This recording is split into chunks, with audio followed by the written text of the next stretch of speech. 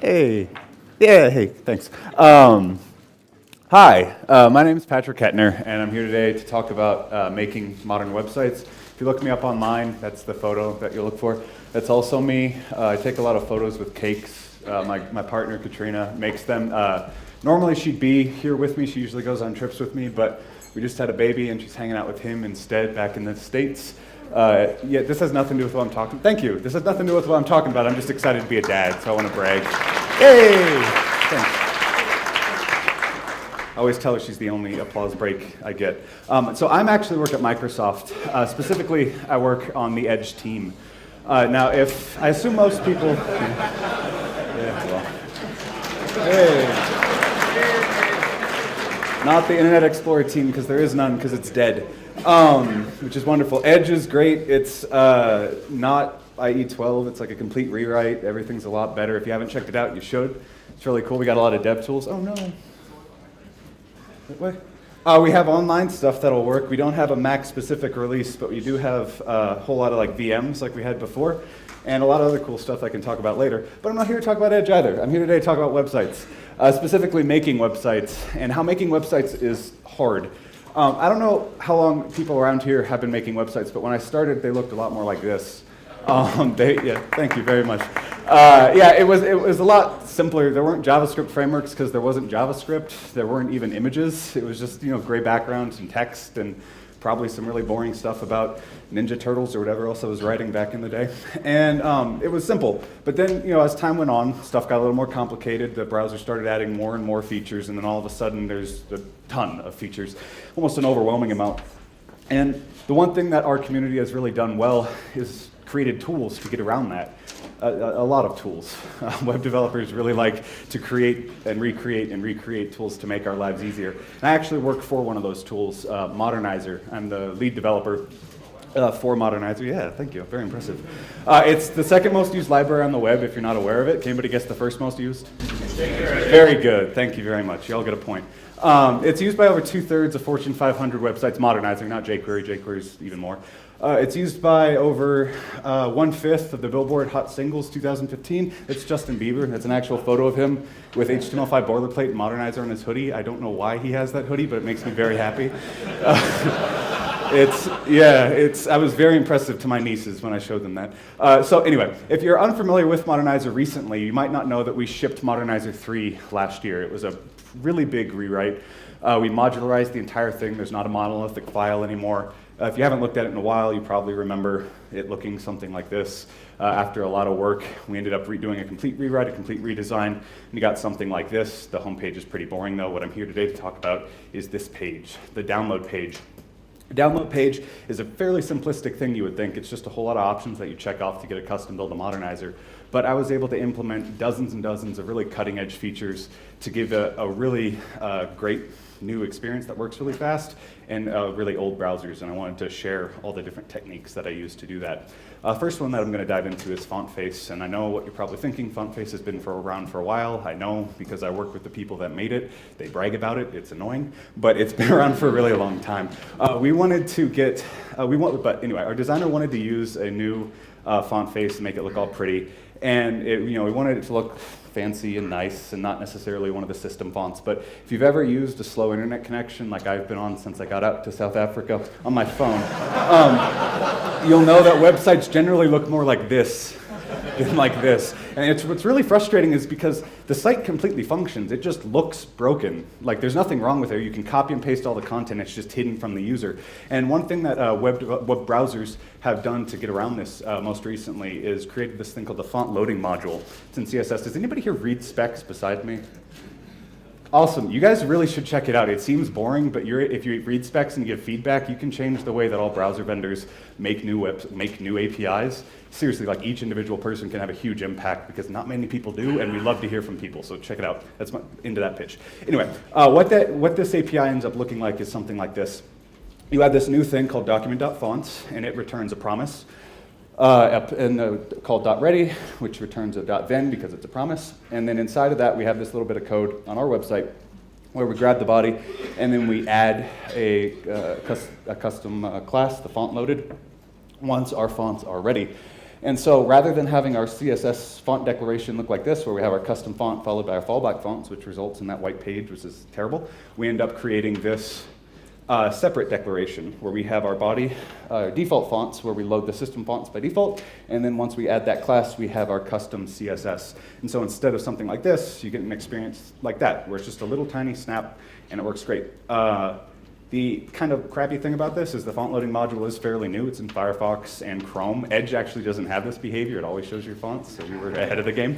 But it's something that we're hopefully going to be bringing in soon anyway. If you wanted to ship this to more browsers, there is a great polyfill called the Font Face Observer by Bram out in...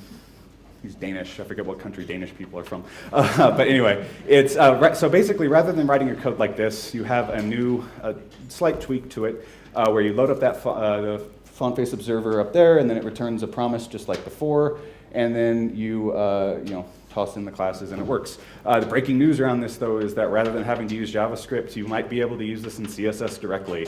As of Chrome 50, there is a new way inside of your @FontFace declaration. There's a new property called font display, and inside of that you can list either auto or block or swap, a whole lot of different options that can replicate all of this, which is great because you shouldn't have to use JavaScript to be able to control your font display metrics. They're wonderful, you should check it out. But again, that only works in Chrome 50, hopefully coming to other browsers soon. They're kind of test piloting the spec right now. It hasn't been brought over officially to the WhatWG. Anyway, back to our regular scheduled programming. Like I said, it looks like this, which is great, but you have that kind of dancey thing, and that's something that most designers I know aren't really that cool with. And so if you want to get around having that kind of sudden jolt in there in front of the user, you can do something like this instead, where rather than set that class immediately, you set a local storage item or a cookie or something like that, and then on your second page reload, if you see that it's been already loaded, you can know to set that font immediately. And so the first font is one experience, the second page load is a different font experience. And it works pretty great if it's cached properly and the user didn't clear their cache and the browser didn't automatically remove the cache. The point is that it's basically it's an educated guess at best. And that's always been kind of crappy. In the browser, as a web developer in the browser, you've never really known for a fact whether or not your assets are in the browser. It's always been an educated guess. And that's why I was super excited when I started working around with service workers. Have people heard about service workers before? Oh, dude, everybody who's not raising their hand, you're in for a huge surprise. They're a really big deal. They add a whole lot of new capabilities to web. If you've heard about progressive web apps or anything like that, service workers are the underlying technology that powers a vast majority of that. It gives you stuff like offline experiences, push notifications, background sync, a whole lot of great stuff.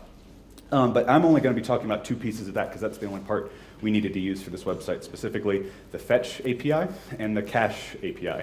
You can think of fetch as similar to a network proxy. Basically, all network requests that happen inside of the browser, whether it's your XHRs in your JavaScript, your CSS or your image loading or anything like that. Anytime the browser makes a network request, it goes through this new API called fetch. It triggers a fetch event, and you're able to grab it and respond with arbitrary content completely on the client side. So you're able to have these offline experiences. And you're able to keep them offline using the cache API, just a programmable cache. You're able to put stuff into the browser and actually know for a fact whether or not it's there.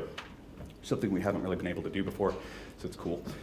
So I mentioned before that Modernizr 3 is completely modular now because we started this a long time ago because I'm slow and lazy. We started with required JS rather than ES6 modules because ES6 modules weren't a thing. That's how long it took. Unlike, like I said, it's 262 modules now, or individual detects in Modernizr 3. Basically every single one of those checkboxes is a separate file, and each one of those files might have a dependency or several dependencies or a dozen dependencies. And as a result of that, with all those 262 modules, if you click off one of those things, it might have dozens of requests underneath it. Every single time you check one of those off, we have to call in the network request to get every single one of those dependencies. And it sucks because if you're on a slow connection, every single time you check one of those things, it takes forever and it's slow and it's awful. And no one wants to go to the Modernizr website. You just want to get on with your job. And so Service Worker is coming on to the rescue. If you've never checked out Service Worker, it's a fairly straightforward API to get started. You have this new navigator.serviceworker, and then you have a .register where you pass it the path to a Service Worker file. it's a separate file that it loads. It's not written directly into your regular JavaScript. So inside of Modernizr service worker file, it looks a little bit something like this. We have two sections, our pre-cache section and our fetch section. So the pre-cache is basically every single person that comes to our website. We know for a fact they're going to load these assets, so we just want to have them loaded up into the cache as soon as possible. So we give our cache a name. You can have multiple caches at once. Say you have a section of your JavaScript code that never changes and another a separate part that's changing like every week. If you're trying to like emulate Facebook and do it every hour or whatever, you're able to have them separate and be able to clear them out separately. And then we add a listener for the install event, and then we have a list of the files that we're going to preload. Normally it's much longer than that, but my slide can only fit so much text. Then we wait until our current cache is open, our prefetch cache, and then we have a promise again, eventable. And then we go through and we add all of our prefetch cache. So basically it's just a list, it goes through, it adds it all to your browser really quickly, and now all of that stuff's available offline in the browser. And that means if it's available offline, it's available instantly, even when you're online. Our second section that I mentioned is our fetch section. We have that fetch event for basically any network event that happens to go through. We will grab that event, we will respond with the cached event if we already have it. So basically if somebody requests a file and requests it a second time, it will already be in our cache. We're able to check to see if that is there. If we have the response, we return the response, and if we don't, we re-trigger the response and get it again. So basically, we check to see if it's in our cache, and if it's not, we go to the network, and then on response, it's in our cache, and now it's incredibly fast and wonderful and it's shiny. The only crappy thing about this is the support. Service workers is the future of web development in a lot of ways, but it's the future, it's not the present. It's in Firefox, it's in Chrome, obviously. It's coming to Edge, which I'm super excited about, but it's not there, which sucks.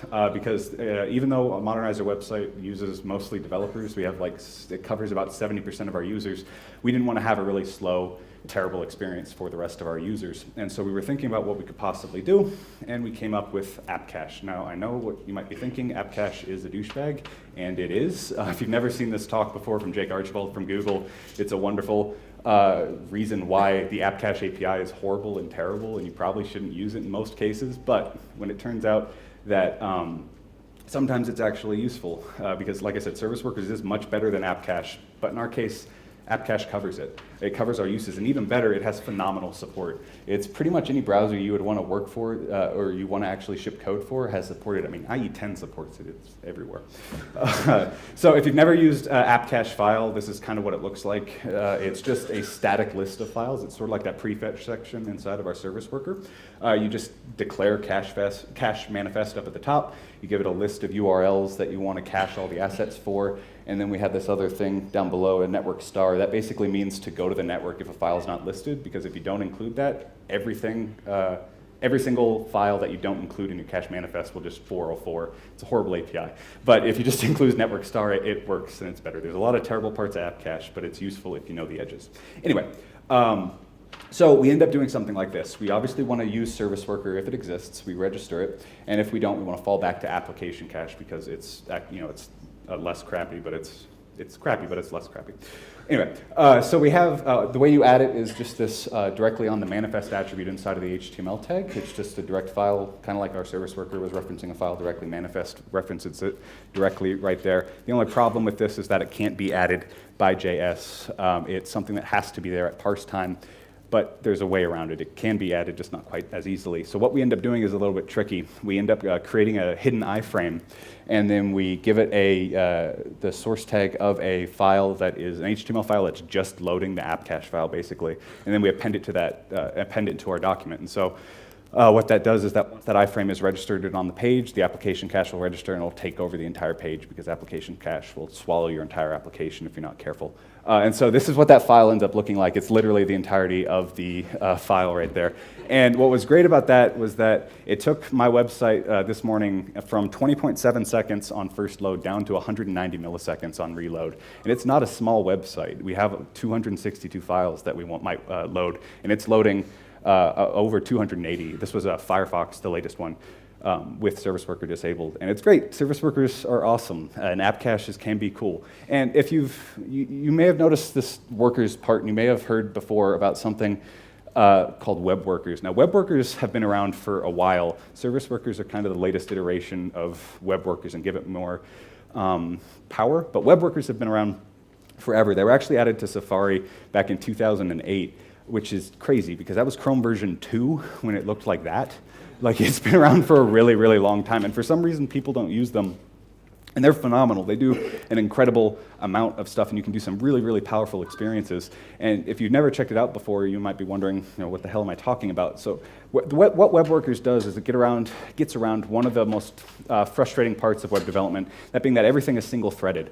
Basically, if you can't guarantee that code up here won't reflect the page down here, which changes the code. And so basically, you can't run two different things at once. If you've ever implemented like a scroller JavaScript handler or seen like a Parallax website that looks really crappy, you know what I'm talking about. You can only do one thing at a time, and as a result, everything kind of fights for that CPU time. If you do one function that's really expensive, that means that everything else completely freezes. Your users can't click on buttons, they can't use your website, and it sucks because if you do something with a whole lot of number crunching, you get that really janky experience, and it's terrible.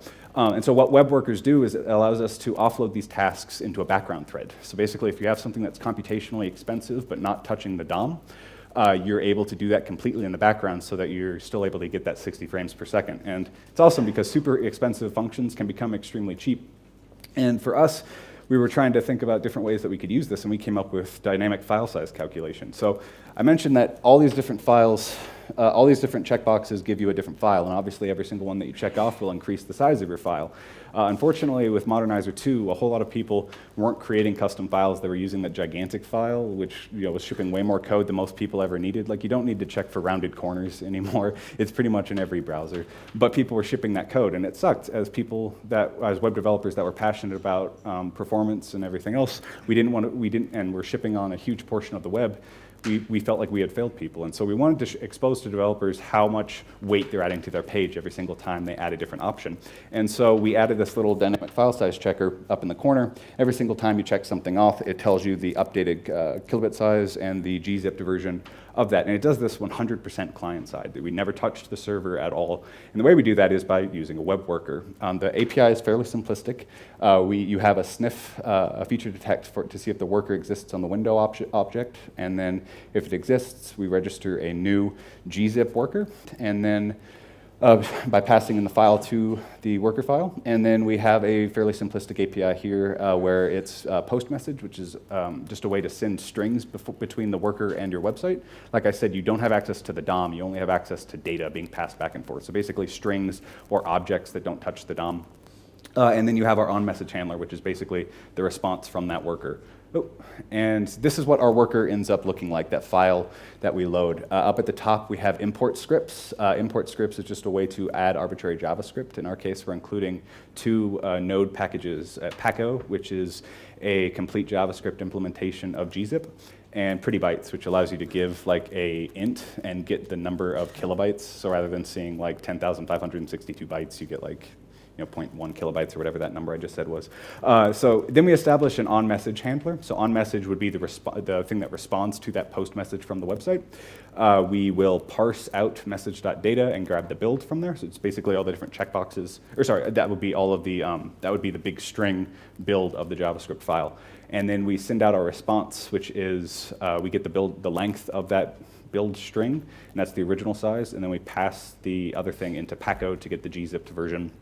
And we pass that back, and then we just post message back. It's like 20 lines of JavaScript, but as a result, we get complete client-side gzip compression, and you get to see how much weight you're adding to your page. And in no way does this affect the users. Like, they don't have to wait for that entire build cycle to happen every single time. They still get 60 frames per second because it's happening completely in the background.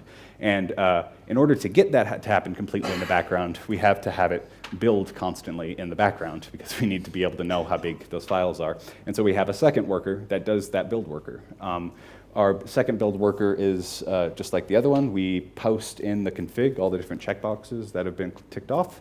And then we have a second worker where we open up, in our import scripts, we have RJS, which is a client-side implementation of require.js. so that we can load all of our, and we can build up all of our different files, and then build, which is just a Modernizr specific thing that builds your actual file. It takes all the different individual detects, all those modules, and makes the one file that you actually have that is useful. And so we just require in that build thing, and then we grab the config, and then we pass it into the builder, and we send it back, and it works. And it's great because that means every single time a person actually goes to click that build button, it's already done. Like they think that they're clicking build and it happens, but it's already there in the background, and it works great. It seems really, really fast. You might be wondering though, what if their browser doesn't have web workers? Well, like I said, it was invented in 2008. It's been around for a while, so pretty much all browsers do have it now. But if they don't, it's not that big a deal. We can just build it when they click that build button. You have the experience that users are probably already expecting, and if they're using a browser that doesn't have that, like old IE or something, they're used to having a terrible website experience anyway.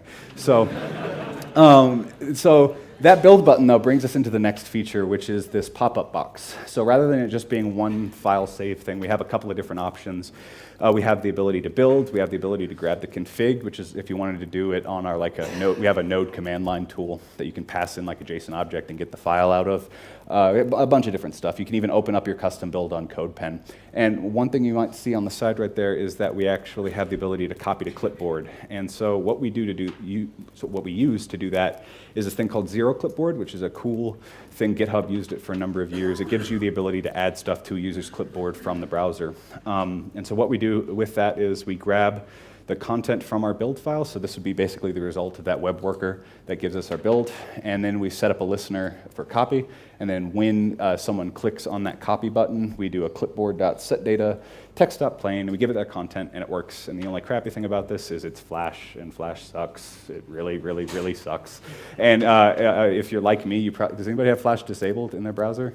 Thank you. Good. You should, because it's dying and we need to kill it. And it's going away. But for some people, they still have it, and so we want to use it. And so what we end up doing is having a feature detect, because we're Modernizr, where we check to see if Flash exists. And if it is, we give them that really easy zero clipboard experience. And if we don't, we do something else.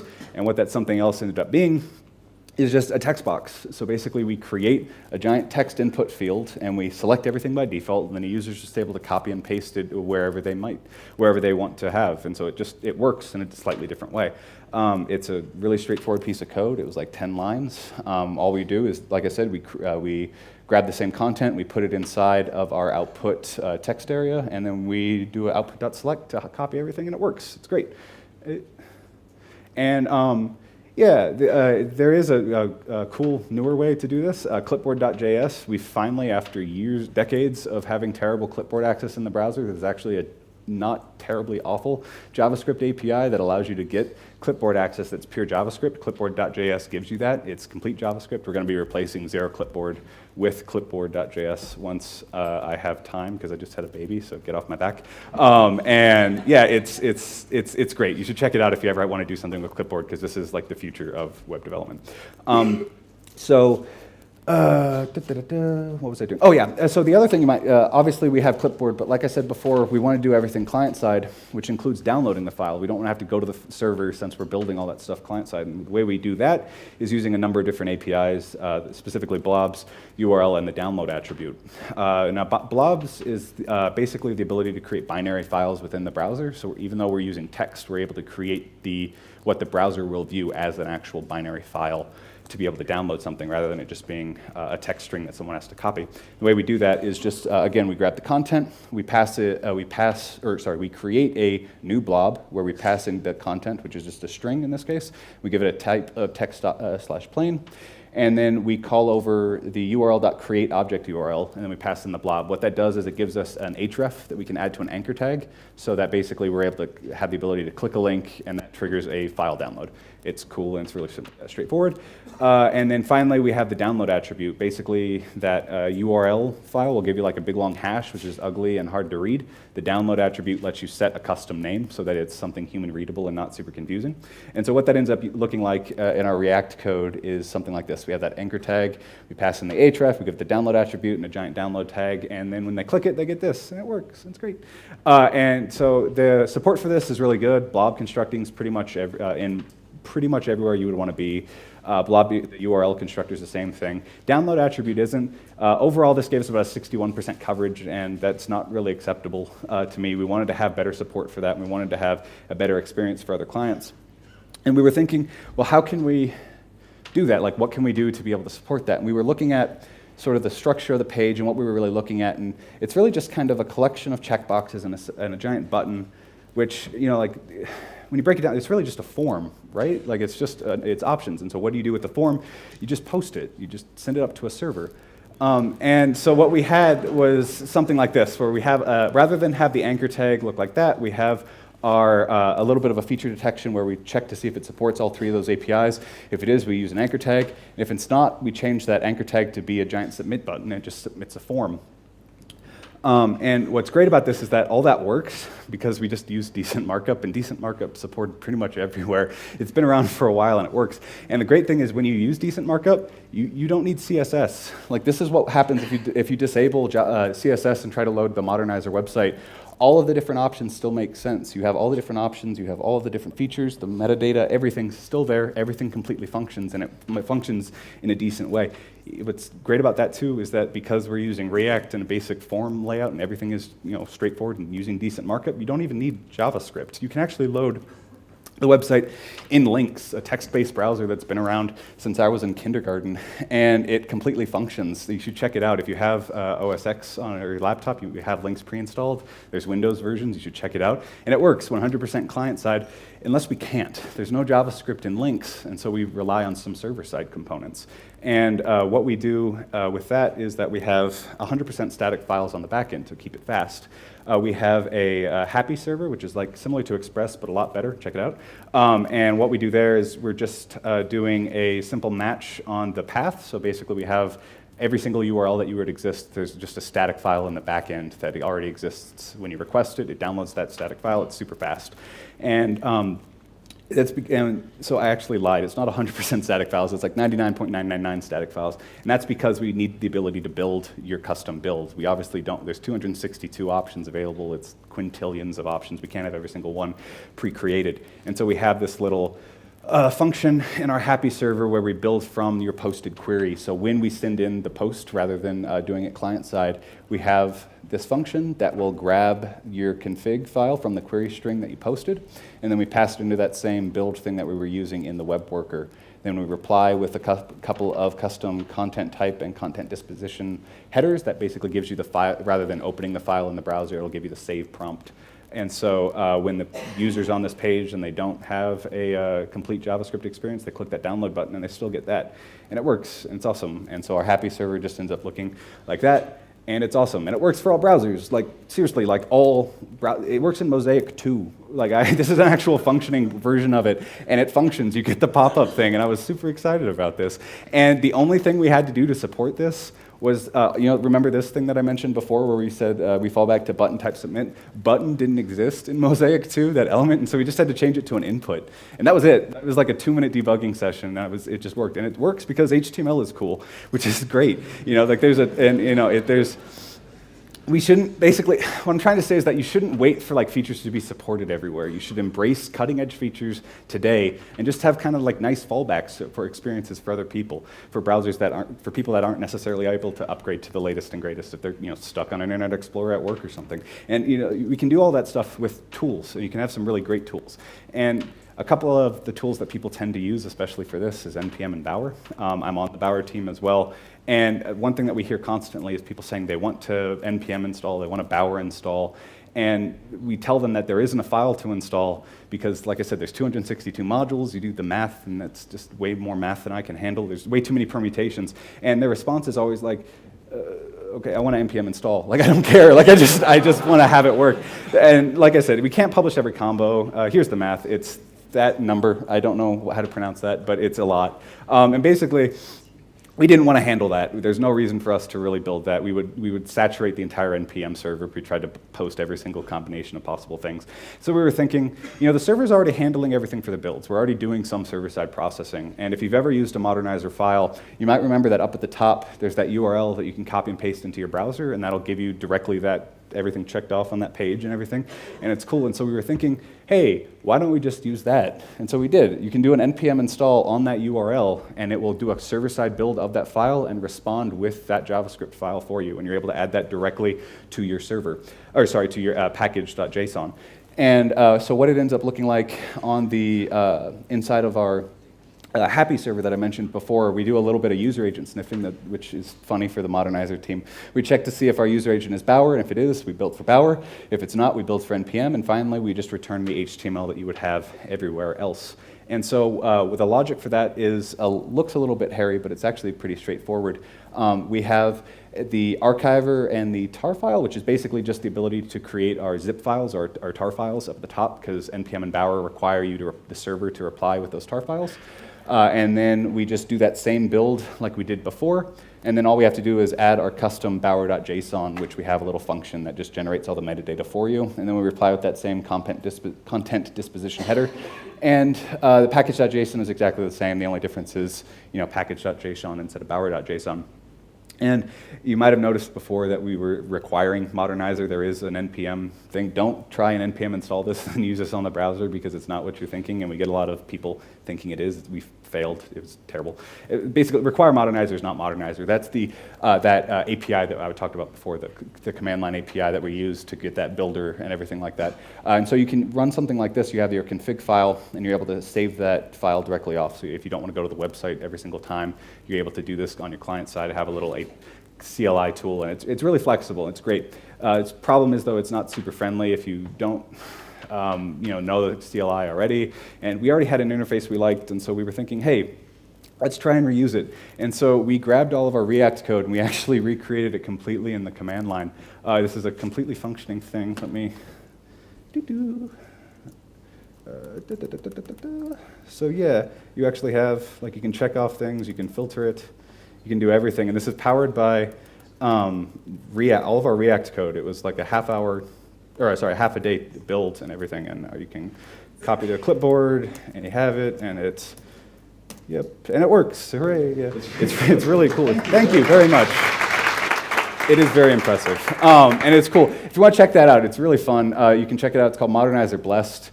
And if you don't want to, and it's possible because React is cool, you can do some really fun stuff with that. Basically, I'm running a little over on Simon, I'm sorry, but I'm pretty much done. I just wanted to say that, just make awesome stuff. Don't be afraid to use all the new shiny APIs. The browsers are trying to pump out a lot of stuff, and we would love to have your feedback. We want to hear what you like, what you don't like, and try using it. Ship it in production websites today. Just have a fallback for users on older browsers, and just have a lot of fun. Like I said, my name is Patrick Kettner. That's my username basically everywhere. Feel free to add me. I'd love to hear from you guys. And this is my email at work, patrickkettner@microsoft.com. Please email me about any issue you have with Microsoft stuff. I'll begrudgingly listen to Internet Explorer issues. We don't have a team behind it anymore, so I probably can't fix it, but I can give you a shoulder to cry on. Anyway, thanks everybody, and I look forward to talking to you.